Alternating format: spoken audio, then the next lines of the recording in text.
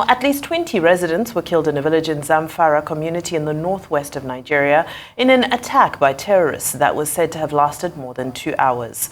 The terrorists also injured 7 residents during the attack on Bilbis community, who are now receiving medical attention. Some of those killed were scampering for safety when they were shot, while others were shot in their homes. Reports say the security situation in the area has deteriorated due to collective silence. Well, we are now joined by former Zamfara State Commissioner for Information, Ibrahim Dosara, to discuss the increased spate of killings in the state, how it started, and recommend possible solutions. We're delighted to have you here on Newsday. Good afternoon and welcome to the program. Good afternoon, Cynthia. How are you? I'm well, thank you. That's my colleague Vim, by the way. And you, okay, no problem. So let's just start with this. Unfortunately, we've seen the increased killings in your state. Can you update us on the latest regarding efforts by the government to tackle this? Well, I'm going to speak objectively as an objective opposition, but somebody who is having Zamfara state at heart. When we left Zamfara, we left it relatively calm and peaceful, but now the situation has gotten to the worst ever since the state crisis began some years back. This is a very serious issue of grave concern to all, not only Zamfara people, but Nigerians as a whole, because Zamfara state, now as it is, has been turned to feeling killed, has been turned to a state where life is not meaningful, because of the terrible situation the people of Zamfara have themselves in. Now, one annoying thing is we have not seen any efforts the present administration is making to ensure that the spate of killings, abductions, kidnapping, maiming, and so many other crimes being committed in the state. This is simply because, like I earlier said in this television station, that the governor has not been attentive to the situation. There is no point for a governor having a state like Zamfara to be shuttling from one country to the other or from one state to another, leaving the people of the state and the bad security situation in the hands of consultants who were hired from other states without having knowledge of Zamfara state. They don't know the terrain, they don't know the culture, they don't know the tradition of the people, but they were given the responsibility to take charge of everything, every affair that is that concerns the state. This is unfortunate, very, very unfortunate. Okay. And I hope the governor will now come to his sense to realize that the most important responsibility of any government is the protection of lives and property of its citizens. So if the governor cannot provide this basic responsibility to the people, he has not done justice. The oaths he has taken to protect the lives and property of the people has been neglected. And even his promises when he was campaigning that his number one problem and priority is the protection of lives and property. And he promised that within few days of his administration, he will tackle insecurity in Zamfara state. That time, he was accusing us of not doing well to ensure that security situation improves in the state. But everybody knows the situation, the security situation in Zamfara today is worse than any other time when Zamfara state exists. All right, I'll interject at this point. As we're talking about the governor, of course, just about a month ago, he went to meet with the president to sound the alarm. To use his words, he said that Zamfara had become a center for banditry, and he was seeking assistance at the federal level because at the state level, they've launched the local security outfit, and he said that there are only limits to what can be achieved. What is it that you would like to see him do that is within his power? Because he seems to feel that he has done everything in his power. So where do you think he's lacking in his response to the situation? Well, first of all, I would like to tell you that whatever Mr. President can do has done to ensure that deployment of troops is made to Zamfara State. Equipments and fighting tools are given to the military officers fighting the bandits. That has been done. And the Minister of State for Defense has been doing adequately well to ensure that whenever he hears certain lapses, he ensures that he take action. But one common problem I want to tell you, and I want to tell the world to know, is that the governor is not ready to cooperate with the Minister of State simply because of political differences.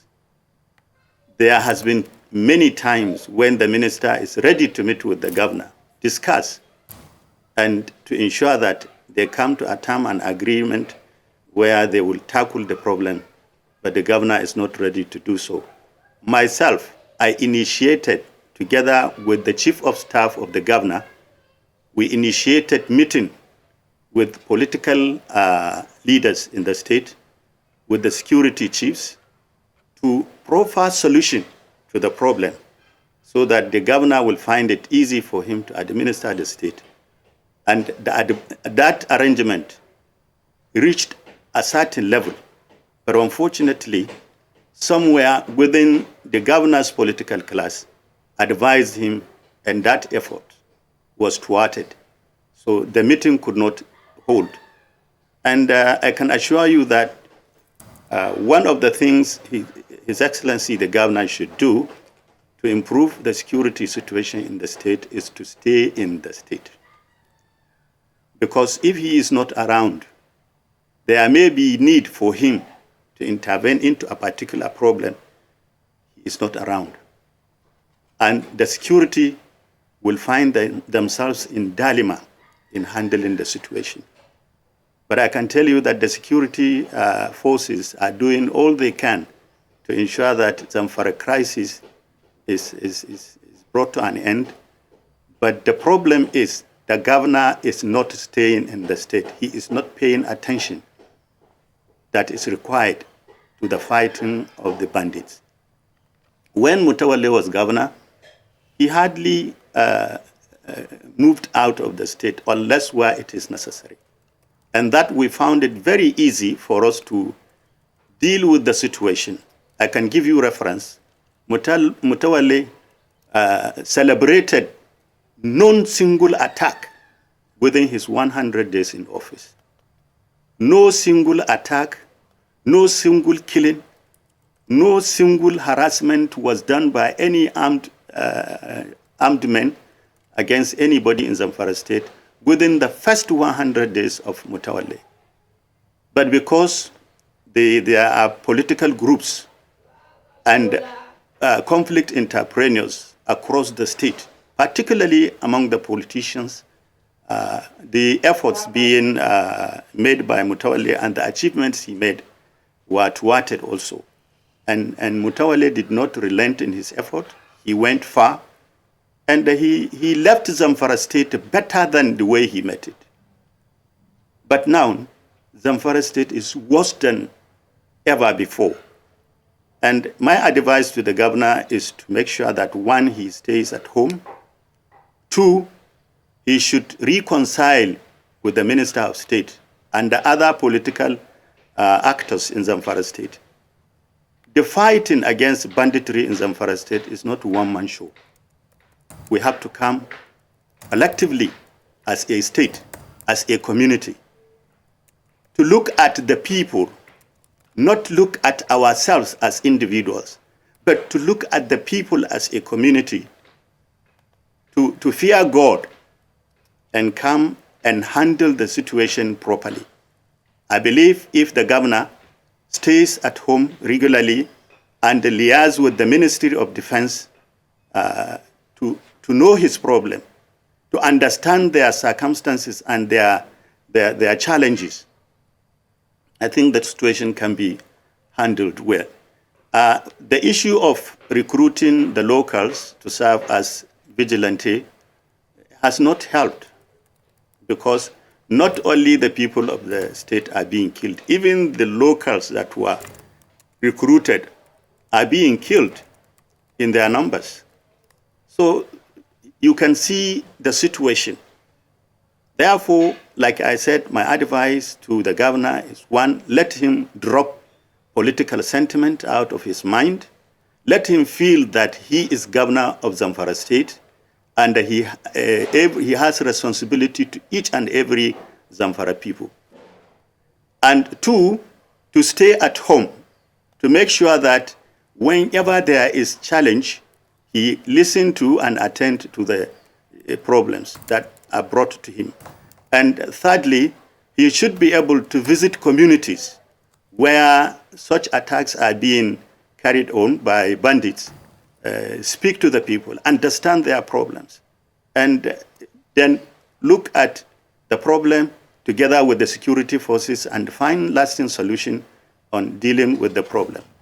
And the other one is, if he can drop political sentiment out of his mind, let him visit the Minister of State or Ministry of Defense, liaise with the ministers, tell them this is the problem, and this is what we want you to come in for.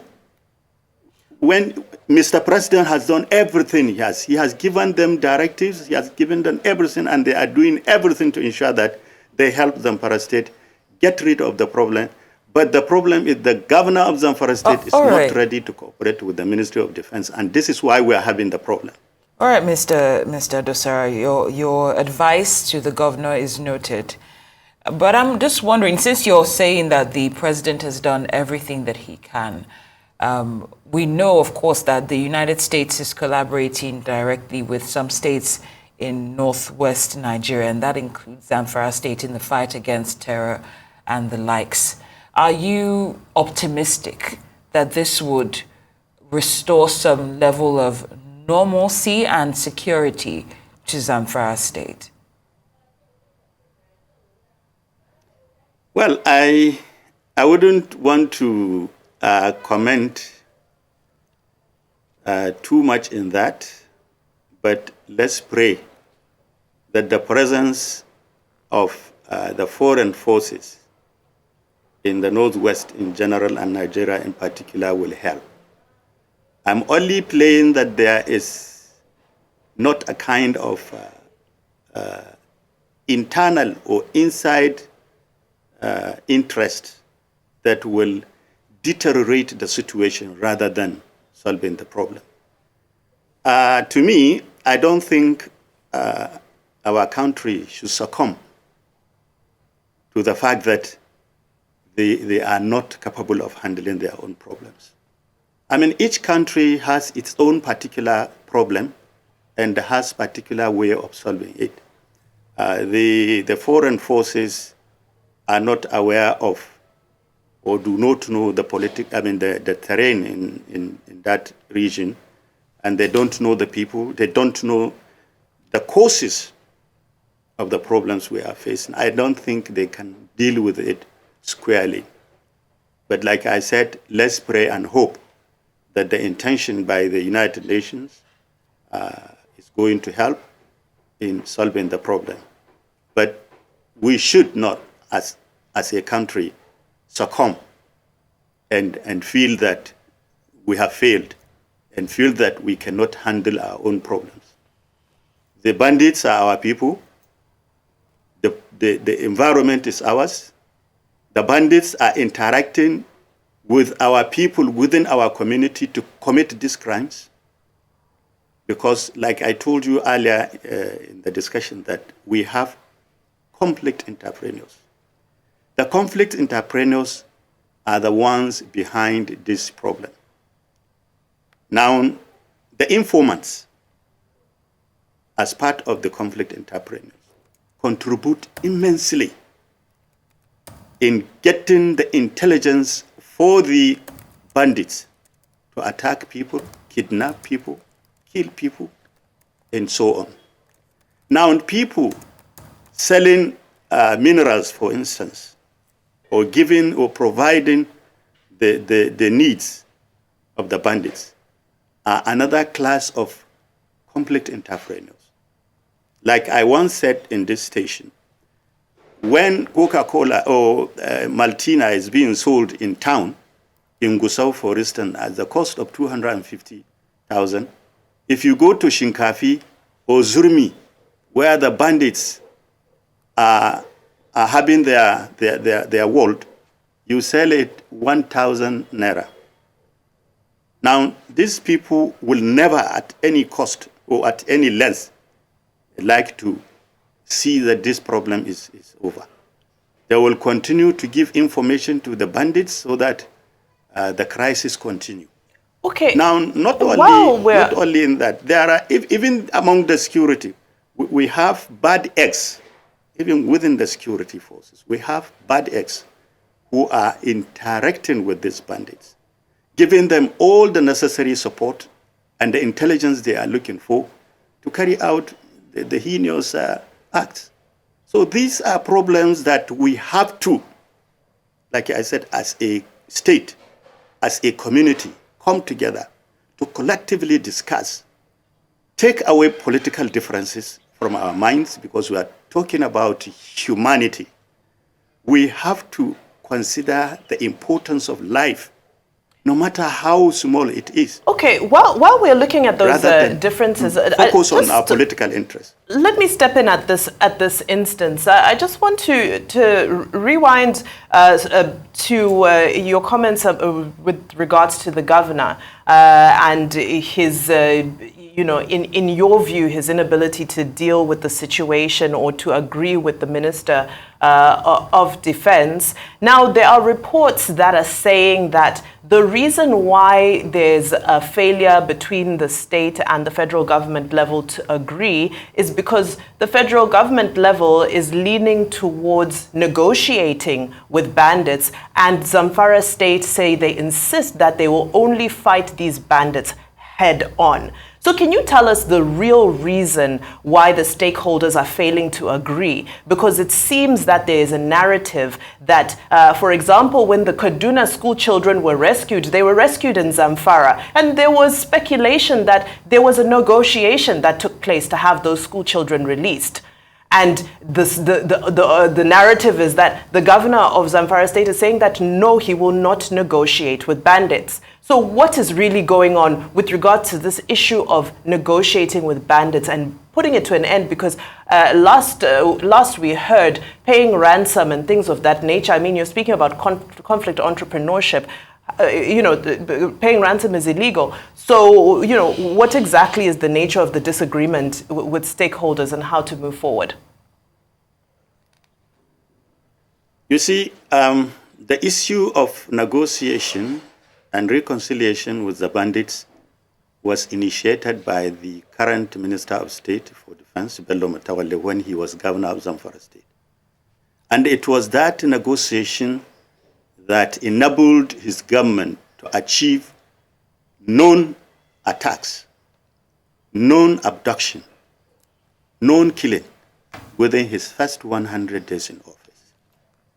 But like I told you, after that achievement was recorded, there were some conflict entrepreneurs, even among some political groupings in the state, who are not in power or who are in power but not happy with the way things were going. So they try as much as possible, or as much as they could, to make sure that the issue of banditry attacks and all sort of things came back. And that was the starting point where people said the bandits are not sincere in this reconciliation. And it was that time when Mutawalli said, okay, if you want to reconcile with the government, come and take oath with Quran, so that when you say you reconcile, you give your weapons, you take oath with the Quran, and you go. One of them, who refused to comply with the oath, was killed by his people there and then. So it is not right for you to say you cannot negotiate, but instead should have open way for negotiating with some and trying to use carrot and stick. Are you saying, are you making a case for negotiating even with... in the world... Are you making a case for negotiating with bandits or terrorists? Are you saying it's a case-by-case situation? Of course. Okay. Please go on. Of course it is.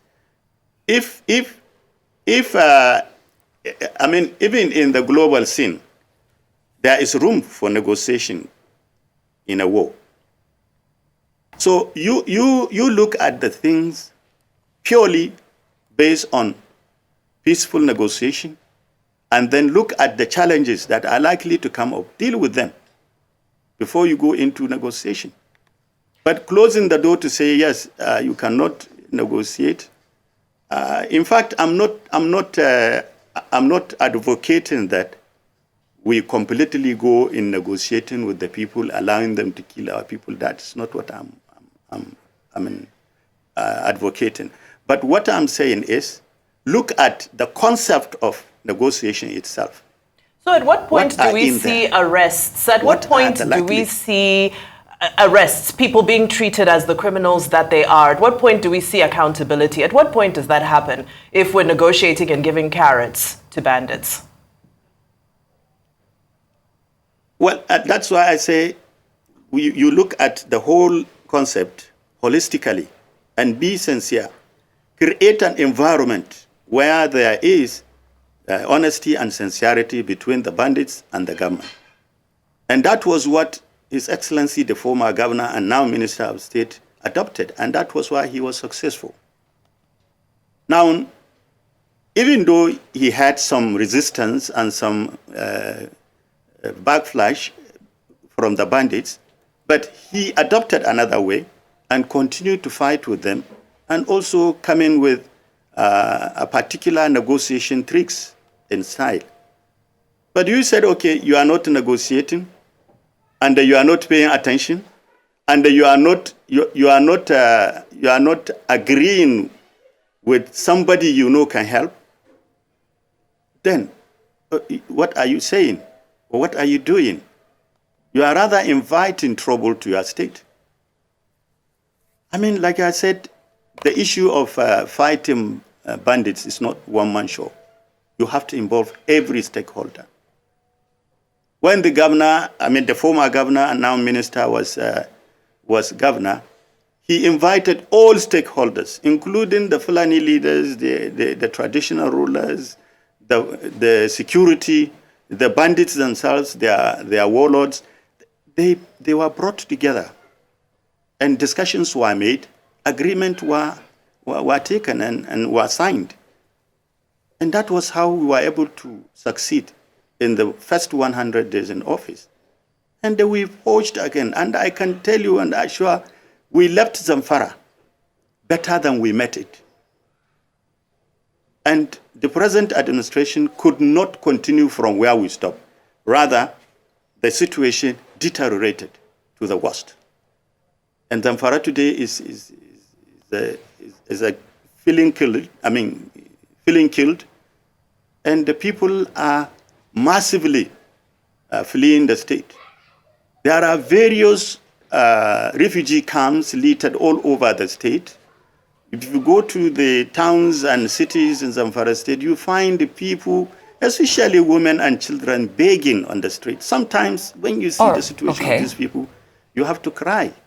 Indeed, it's indeed a very dire situation. you see the people. It's indeed a very dire situation, but for now, we'd like to thank you. I spent the whole of Ramadan fasting in Gusau, the former state capital. I saw former Zamfara State Commissioner for Information, Mr. Ibrahim Dosara. Thank you so much for joining us here on this.